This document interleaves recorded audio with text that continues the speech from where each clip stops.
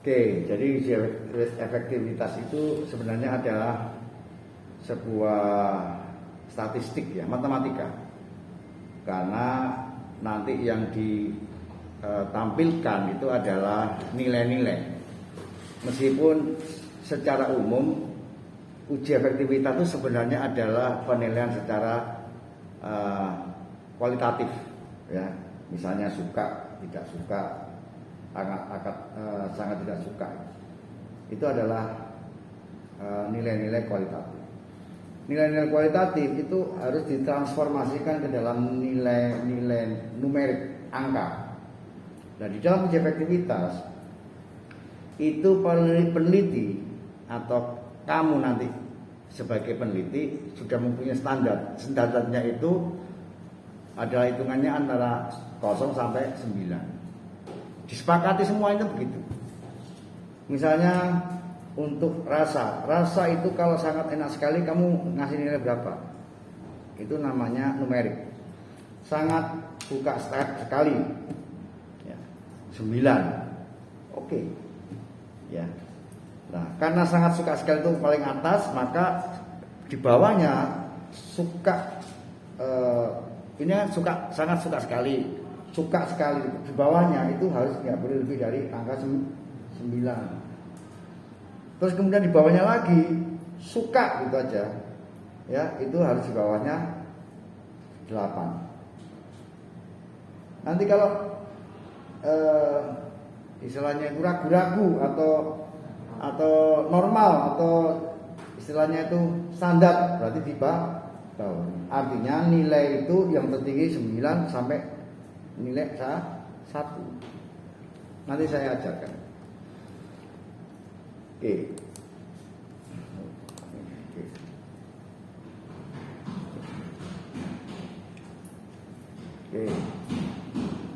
Kita flashback dulu ya. Dalam manusia merupakan bagian tubuh yang tidak dapat digunakan sebagai alat untuk melakukan sifat-sifat atau karakteristik suatu produk atau makanan. Pengujian terhadap suatu bahan makanan dengan menggunakan panca indera disebut dengan penginderaan indrawi, penginderaan atau sekarang disebut dengan sensorik. Intinya begitu.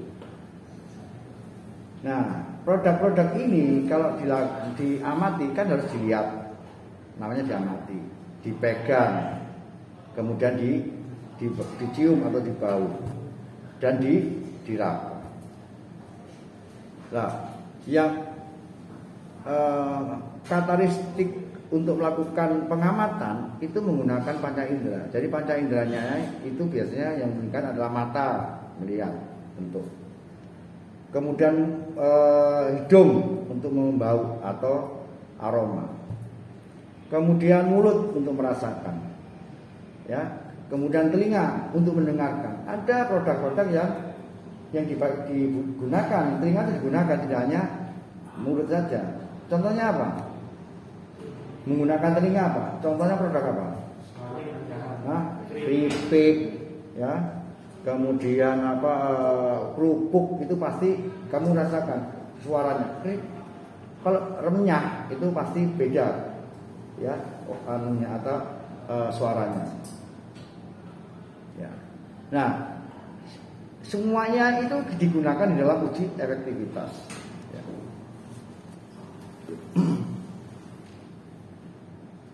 Kalau penglihatan itu berhubungan dengan warna, kilat, viskositas, ukuran, bentuk, volume, perempatan, berat jenis, panjang lebar dan sebagainya. Ya. Penginderaan, ya, peraba itu berkaitan dengan struktur, tekstur, konsistensi dan seterusnya. Indera pembau, ya, mencium produk-produk yang berkaitan dengan busuk, kemudian rasa aroma segar, aroma wangian, itu adalah sifat dari pembau. Pengecap berkaitan dengan rasa, ya, asin, manis, pedas. penentu bahan makanan pada umumnya ditentukan oleh beberapa faktor, ya, yang tadi itu antara lain warna, rasa, tekstur, viskositas, nilai gizi, dan seterusnya. Nah, kalau ada kata-kata cita rasa itu adalah cita rasa.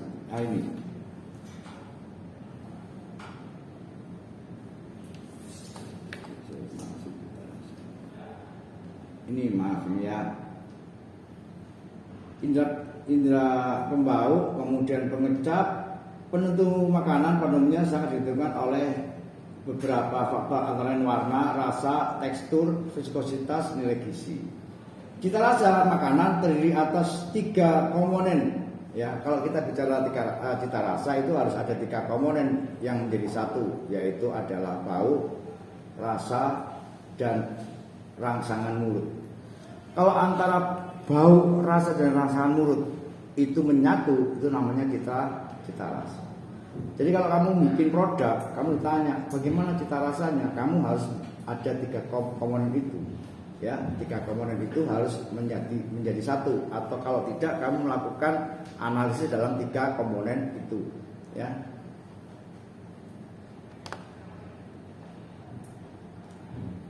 Oke. Kemudian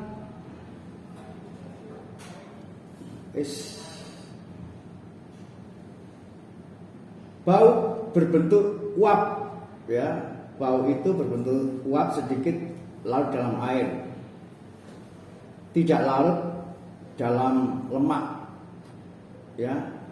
Berbau berbentuk uap sedikit larut dalam air, sedikit larut dalam lemak, dan molekul-molekul bau harus menyentuh lidah, ya, lidah olfaktori, dan diteruskan di dalam otak, dibentuk dalam impuls, kemudian saraf, kemudian menjadi sebuah gerak atau kesan. Nah, sekarang masuk ke dalam uji efektivitas, ya. Apa itu uji efektivitas? Uji efektivitas itu pengertiannya adalah salah satu alat statistik, ya. Alat statistik berarti harus dengan harus dengan nilai-nilai angka, tambah-tambahan gitu, kurang-kurangan, kemudian bagi-bagian, itu namanya statistik. Yang digunakan untuk mengukur nilai terbaik, ya, nilai terbaik dari sebuah nilai hedonik. Hedonik itu adalah kualitatif.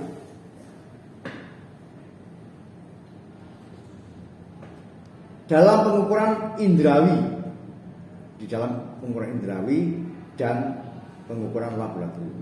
Jadi ada 2 pengukuran, ya. Kamu harus ingat nanti kamu kalau sudah melakukan PKL atau skripsi, pengukuran kamu itu harus ada 2, pengukuran secara indrawi dan pengukuran secara laboratorium. Nah, kalau yang disebut dengan indrawi itu adalah pengukuran dengan manusia. Ada 1 indrawi yang tidak bisa dilakukan oleh manusia, harus dengan alat laboratorium. Namanya adalah apa?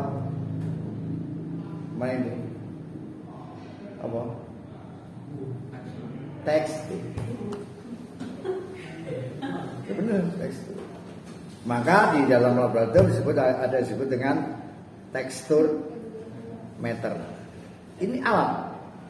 Jadi kalau saya menyuruh Anda untuk mengukur tekstur, jangan sekali-kali kamu menggunakan pada indera. Hanya satu dari tekstur itu aja harus di dalam laboratorium. Ya. Lainnya pakai panca indera. Apa tujuannya? Saya ulangi prinsip dulu. Prinsipnya adalah menentukan nilai tertinggi sebagai faktor penentu kesimpulan sebuah perlakuan di dalam penelitian. Jadi kalau kamu nanti melakukan uji coba membuat katats, ya, dengan cara yang macam-macam, karena kamu penelitian berarti perlakuannya berbeda. Mana yang terbaik? bukan kamu yang menentukan, bukan pembuat yang menentukan, harus adalah konsumen. Nah, oleh karena itu konsumen disuruh menilai. Karena konsumen nggak ngerti tentang uji efektivitas, ya biasanya cuma suka nggak Bu, suka nggak Pak? Oh agak suka, oh saya nggak suka, ini suka. Lah agak suka nggak suka itu kamu beri nilai, kamu numerikkan. Nah sudah numerik baru masukkan dalam rumus. Ini nanti ada rumusnya. Ya kalau kamu sudah ketemu itu masukkan rumus, kemudian kamu masukkan dalam tabulasi penilaian, nanti ada tabulasinya, maka kemudian ada yang disebut dengan jumlah hitungan. Nah jumlah hitungan itu menyimpulkan bahwa perlakuan A atau perlakuan B itu adalah perlakuan yang terbaik. Ya.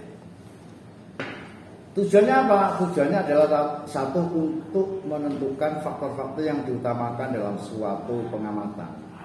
Faktor-faktor yang diutamakan, makanya ada yang disebut dengan ini ya ini adalah tabulasi. Yang pertama namanya parameter uji. Parameter uji itu adalah apa yang akan kamu lakukan dengan produk itu. Biasanya kalau penelitian itu oleh pengujinya kan, oleh pembimbingnya kan kamu diminta untuk menguji apa, misalnya kadar air, kadar abu, ya, kemudian vitamin. Dan ini dimasukkan sini, ya, kadar air, kadar abu, ya, kemudian vitamin. Kemudian baru ini yang satu yang rasa, aroma, bau, ini sebenarnya adalah bagian daripada organoleptik. Jadi apakah organoleptik, apakah laboratorium, semuanya dimasukkan dalam parameter uji. Ya, parameter uji.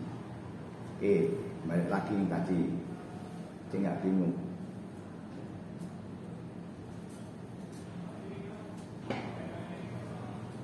Oke. Tujuannya untuk menentukan faktor-faktor yang diutamakan. Artinya yang diutamakan itu yang mana? Misalnya kamu mengamati produk-produk yang mengandung kadar air tinggi, berarti faktor utamanya adalah kadar air. Maka di dalam namanya parameter uji, yang pertama adalah kadar air. Ya.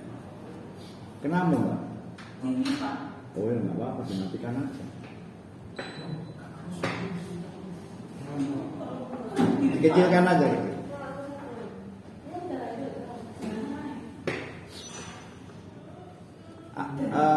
Ruangan ini pasti banyak dosen yang ngantuk dengan tiba-tiba. Iya.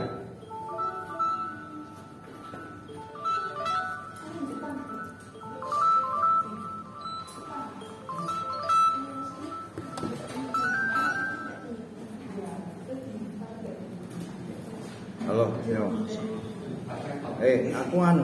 Aku ngajar nang Tristar. Kira-kira nanti jam 4 Tristar. Iya ngajar. Mungkin jam 4 tahun petu. Nggih.